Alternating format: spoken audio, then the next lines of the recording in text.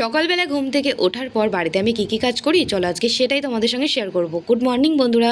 তো দেখো সকালবেলা ঘুম থেকে উঠে বাসি জামা কাপড়টা ছেড়ে তারপরে চলে এসেছিলাম আমি আমার গাছগুলোর কাছে। তো ঠাকুরের ফুলটা আগে প্লাস্টিকে আমি ভরে তুলে নিলাম। তো জামা কাপড়টা যেহেতু ছেড়েছি তাই ভাবলাম আগে ঠাকুরের কাজগুলো করে নিয়ে তারপর বাকি বাসি কাজগুলো সারবো। কারণ আমি যদি এখন বাসি কাজগুলো করতে যাই তাহলে আমার জামাটা আবারও বাসি হয়ে যাবে। তো সেই জন্য কিন্তু আমি আগে ঠাকুরের কাজগুলোই করে নিচ্ছি। তো যেমন ধরো ফুলটা আগে ঘরে রেখে আসলাম, তুলসী মন্দিরটা ধুয়ে ঠাকুরের বাসনগুলো ঘরে রেখে আসলাম। তো আমার ঠাকুরের কাজ কমপ্লিট হয়ে গেছে। এখন আমি বাসি ঘরটা সুন্দর করে ঝাঁট দিয়ে নিয়েছি, তারপরে কিন্তু চলে আসলাম ঘরটাকে মুছতে। তো ঘরটা সুন্দর করে মোছা হয়ে গেলে আমি একটা ঝাঁটা নিয়ে এসে বাসি উঠোনটাকে কিন্তু এখন খুব সুন্দর করে ঝাঁট দিয়ে নেব। তো চলো চলো বাকি কাজগুলো সারতে সারতে আজকে তোমাদের মিষ্টি একটা ছোট্ট কমেন্ট বলি। পূজা দিদি, তোমার ভিডিও দেখতে আমার খুব ভালো লাগে। আমি পিঙ্কি, আমার নামটা নিও প্লিজ পূজা দিদি।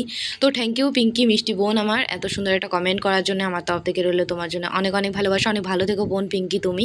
তো চলো বাকি কাজগুলো সারা হয়ে গেছে, এখন বাসনটা আমি মেজে নিলাম। তো বন্ধুরা রোজ সকালবেলা বাড়িতে আমাকে এই কাজগুলোই করতে হয়। তো যাই হোক তোমাদের নামগুলো কমেন্ট করে বলো। টাটা।